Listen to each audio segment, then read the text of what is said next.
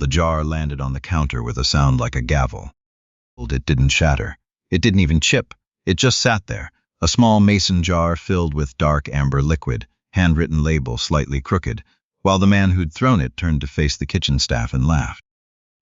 "This," said Marcus Holt, holding the jar up between two fingers like it was something he'd found under a boot, "is what our new maintenance coordinator thought would make a good glaze for the duck breast." He set it back down with exaggerated care. "Somebody's home preserves. In my kitchen." The laughter from the line cooks came quickly. It always did when Marcus laughed first. In the back corner near the utility sink, a young man named Owen Savard kept his eyes on the floor drain he was unclogging. He had heard every word. He had expected every word. He kept working. Marcus Holt was executive chef and co-owner of Holt & Quarter, a fine dining restaurant in downtown Ottawa that had held one of the most coveted tables in the National Capital Region for 11 years running. He had trained in Lyon. He had staged in San Sebastian. He had a framed review from a national magazine mounted beside the entrance that called his cooking an act of controlled brilliance. He was also, by the account of nearly everyone who had worked under him, the kind of man who could make you feel invisible at will, and who chose to, often. Owen had been hired 6 weeks earlier as a kitchen maintenance coordinator, which was a title that meant he cleaned, repaired, hauled, and handled whatever the kitchen needed that didn't require a culinary credential. He was 26. He had grown up in Hearst, a small Franco-Ontarian town about 500 kilometers north of Ottawa, where his mother had worked double shifts at the paper mill and his grandmother had fed the family on what she grew, foraged, and preserved. He spoke French first and English second. He had no culinary school diploma. What he had was a notebook, old spiral-bound, its cover warped from years in a damp drawer that his grandmother had pressed into his hands the week before she died. "Ça c'est à toi," she'd told him. "This belongs to you." Inside were her recipes, not restaurant recipes, not technique-forward, precision-measured, plated for presentation recipes. They were working recipes, the kind that told you how to stretch a liter of broth across 3 meals, how to build flavor from bones and root vegetables and the tops of things most people threw away, how to make something from nothing repeatedly over decades and make it taste like abundance. Owen had brought the jar of reduced birch syrup and spruce tip glaze to the kitchen because Marcus had mentioned 2 weeks prior that he was struggling with the duck breast entree. The sweetness was off, the acidity was wrong. Owen had heard it through the pass-through while mopping and had thought, quietly, without saying anything, "My grandmother made something like that." He had gone home and made a batch. He had left it, with a note, beside the spice rack. He had not expected Marcus to find it amusing. He had also not expected Marcus to hold it up in front of 8 people and perform with it. "Where did you even find birch syrup?" one of the line cooks asked, still half smiling. "His grandmother's pantry, probably," Marcus said. He handed the jar to his sous chef. "Toss it, and someone remind our maintenance coordinator that suggestions go through the proper channel, which is not leaving mystery jars beside my mise en place." The jar went into the bin. Owen finished with the drain. He coiled the snake cable, rinsed his gloves, and moved to the next task on his list without a word. He was used to being underestimated.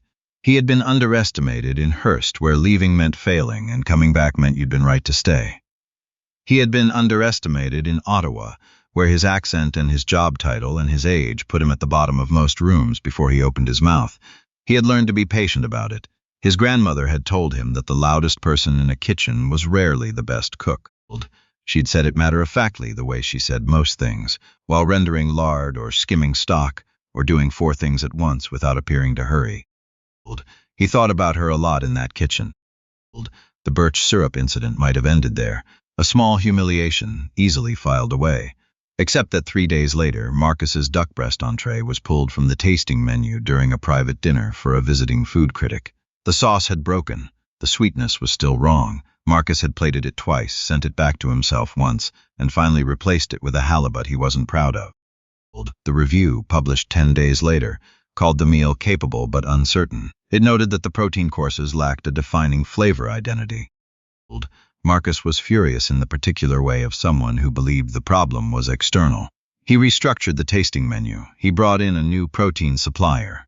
He spent 2 weekends testing reductions, and he texted his sous chef at 11 on a Sunday night with a photograph of a glaze that still wasn't right. Owen, who knew none of this, was by then making a smaller version of his grandmother's recipes for himself. Not in the restaurant, but in his apartment on Gladstone, in a kitchen barely big enough for two people to pass each other sideways. He made the birch and spruce glaze again, adjusted the reduction timing, and used it on a piece of duck he'd bought at the Parkdale market on Saturday morning. He ate it standing at the counter because his table was covered in his grandmother's notebook and a library book on northern boreal foraging he'd borrowed 3 weeks ago. It was, by any measure, extraordinary. He didn't take a photo, he didn't post anything. He just stood there, alone, eating something his grandmother had taught him to make in a kitchen that smelled like wood smoke in August, thinking about how much he missed her. 2 months later, Owen was asked to leave Holton Quarter. The reason given was a restructuring of operational roles. The kitchen was moving to a consolidated maintenance contract. His position was being eliminated. He was given 2 weeks severance and a form to sign. Marcus Holt was not in the building when it happened. The sous chef, a measured woman named Christine who clearly found the conversation uncomfortable, delivered the news with professional efficiency and avoided his eyes at the end. Owen signed the form. He said thank you, which surprised Christine enough that she looked up. He took his things, a change of clothes, a good knife he'd brought from home, and the spare copy of his grandmother's notebook he kept in his locker, and he left through the back. On the sidewalk in late October, with the leaves off the maples and the wind coming down Elgin Street with intent, he stood for a moment and let himself feel how much it hurt. Not the job. The job had been hard and thankless and loud. What hurt was the jar in the bin, the laughter, the way no one had asked him a single question about what was inside it. He took the bus home, he made tea, he opened the notebook. He started at the beginning. His grandmother, Lucille Savard, had been born in 1941 in a farmhouse outside Kapuskasing. She had cooked for her family from the time she was 9. She had never owned a restaurant. She had never wanted to. But she had fed people, really fed them, in the way that made them remember it decades later, for her entire life. At her funeral, 3 people had stopped Owen separately to tell him about a specific meal she had made them. One woman had described a potato and wild leek soup she'd eaten at Lucille's table in 1987 as the best thing I've ever had. She'd said it without exaggeration, the way you say a fact. Owen had been trying to understand why ever since. The notebook was part of the answer. The techniques were simple, almost severe in their economy. Nothing wasted. Flavor built in layers, time used as an ingredient, but there was something else he kept coming back to, something harder to name. His grandmother had cooked as though the people eating mattered. Not as customers, not as critics, as people who needed to be nourished and for whom she was responsible in that moment. He thought that might be the thing that couldn't be stolen from a recipe, the reason for making it. He spent November cooking. He used his severance carefully, kept his rent paid, and cooked through the notebook from cover to cover. He started varying things, bringing in ingredients his grandmother hadn't had access to, adjusting for what grew in southern Ontario, testing what held and what didn't. His neighbor, an older Haitian-Canadian woman named Mrs. Dolce, who had been feeding the building informally for years, started leaving her door open when she smelled something good. They began cooking together twice a week. She taught him things. He taught her things. Her granddaughter, who was 14 and had never been interested in cooking, started showing up. In December, Owen reached out to a community organization that ran a drop-in kitchen for unhoused residents near the Rideau Center. He asked if they needed kitchen help. They said they were understaffed and could use someone who knew their way around a large-format cook. He went in on Thursdays. He brought a modified version of his grandmother's birch and spruce reduction, cheaper to make at scale, still layered, still honest, and used it on whatever protein the organization had available. The volunteers started asking him questions. The guests started finishing their plates. He was not trying to build anything. He was just cooking because it was the thing he knew how to do well, and because doing it helped. In January, a food writer named Adele Fournier came into the drop-in kitchen to write a piece about winter food security in Ottawa for a national publication. She was not there to cover the food, she was there to cover the need. But she ate a bowl of the broth-based stew Owen had made that afternoon, and she stopped mid-sentence in a conversation with the program director and said, very quietly, "What is that?" She found Owen at the back washing a hotel pan. She introduced herself. She asked him about what he'd made. He told her about his grandmother. He told her about the notebook. He told her about birch syrup and spruce tips, and how the flavor you got from them was something between wood smoke and caramel, and the first cold morning of fall. He talked the way he usually didn't, easily without watching himself, because he wasn't pitching anything, he was just answering her questions. Adele Fournier had been writing about food in Canada for 14 years. She had eaten at Holton Quarter twice. She wrote the profile of Owen not because she'd planned to, but because she felt, reading back through her notes that evening, that she had interviewed someone in possession of something rare, not a technique, not a style, but a genuine culinary philosophy that had been formed entirely outside the industry, and that was more coherent than most of what she encountered inside it. The piece ran in March. It was titled The Notebook from Kapuskasing. It included one photograph, Owen's hands holding a jar of birch syrup, the handwritten label slightly crooked. The response was not immediate, it rarely is, but it accumulated. A restaurant group in Toronto reached out within a week, asking if he would be interested in a development consulting conversation. He said he wasn't sure what that meant, and they explained it, and he said he'd think about it. A culinary school in Montreal sent an email asking if he would be interested in a guest lecture. He replied and said he didn't have a culinary credential, and they said that wasn't a concern. A woman in Timmins sent a long letter saying she'd grown up eating the same kinds of things he described and had never heard anyone talk about them, as though they were worth something. He read that one 3 times. He was still working out of his apartment. He was still going to the drop-in kitchen on Thursdays.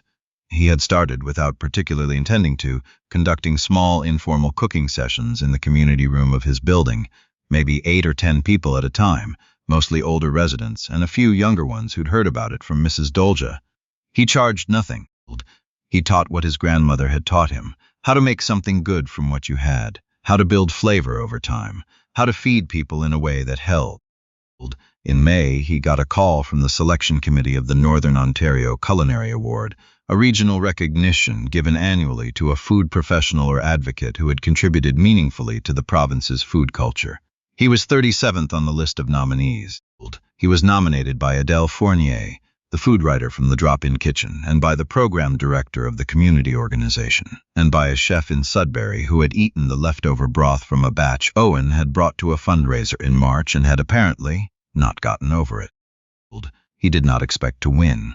He went to the ceremony in Thunder Bay in June because Mrs. Dolce told him he would regret it if he didn't, and because the organization was covering travel costs, and because he had never been to Thunder Bay. They called his name. He walked to the podium. He had not prepared remarks because he had not imagined needing them. He stood there for a moment and thought about what to say. He talked about his grandmother. He talked about Kapuskasing and the farmhouse kitchen and the notebook. He talked about the jar of birch syrup glaze that had gone into a bin. He did not name the restaurant. He did not name Marcus Holt.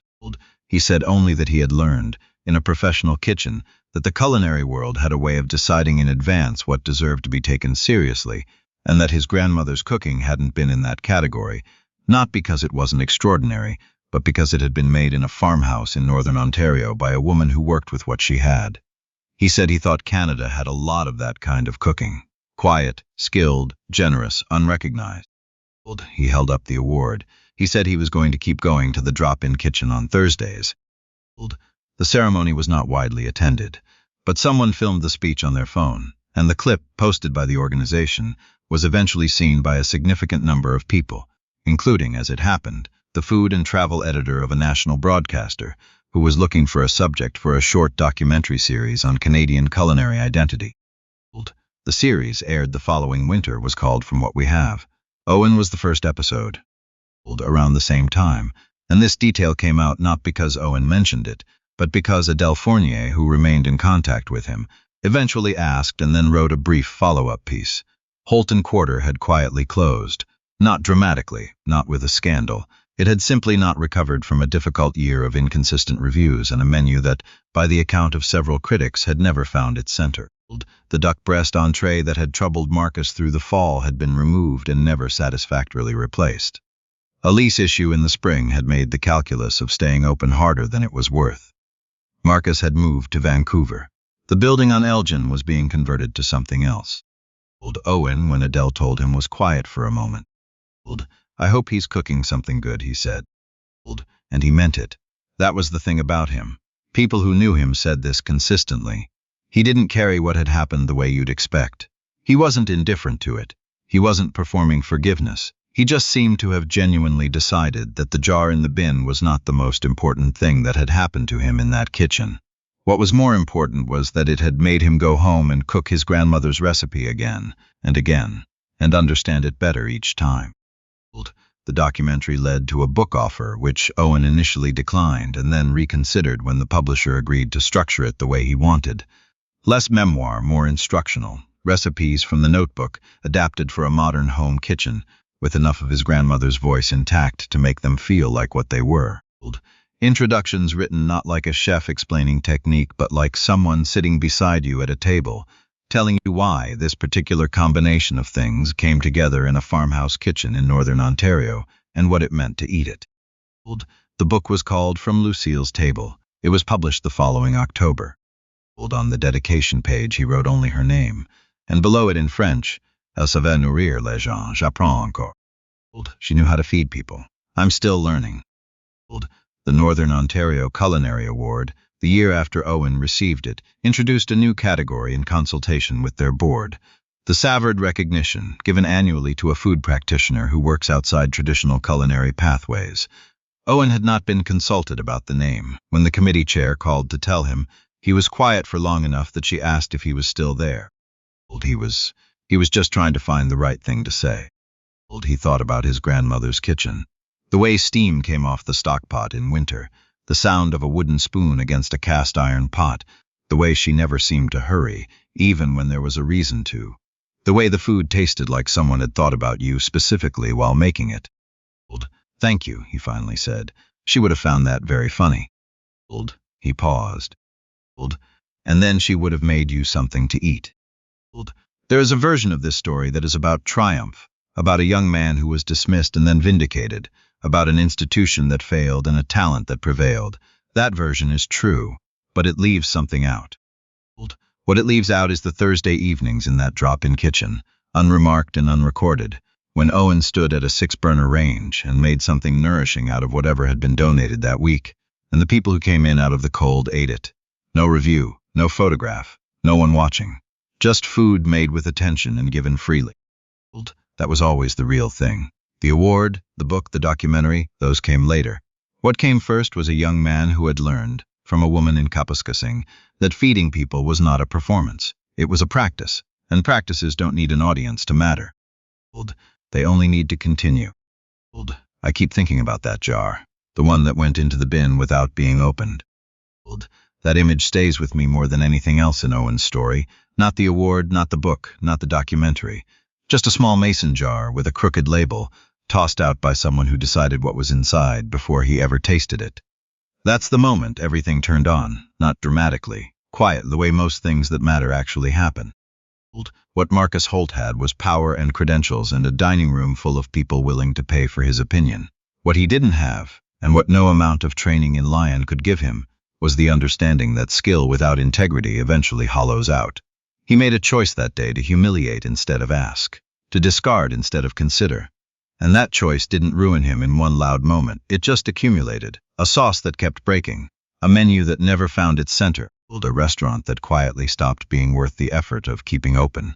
Cause and effect rarely announce themselves. They just work. Owen could have left that kitchen bitter. He had every reason to. But what I find remarkable about him is that he didn't mistake the jar in the bin for the end of the story. He went home and made the recipe again and again. He kept going back to his grandmother's notebook, not to prove something to someone else, but because the knowledge was real, and it was his, and no one throwing it away changed that. That's a kind of steadiness that I think most of us underestimate.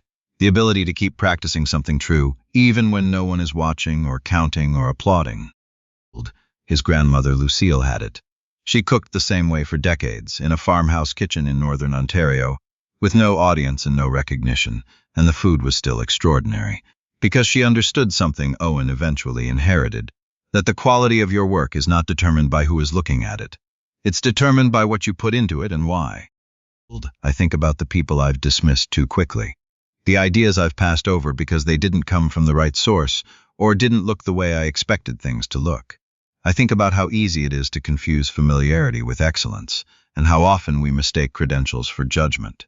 Marcus Holt made that mistake. A lot of us do. The question is whether we're honest enough with ourselves to notice.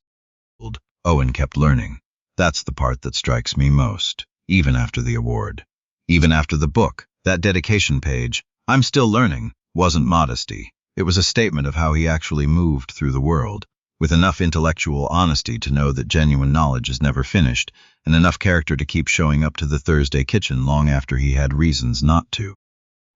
There is no mystery in how Owen's story ended up where it did. He did good work, consistently, for its own sake.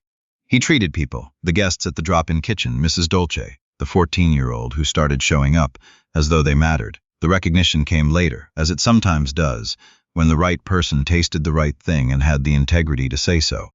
Well, that's all it was. That's all it ever is.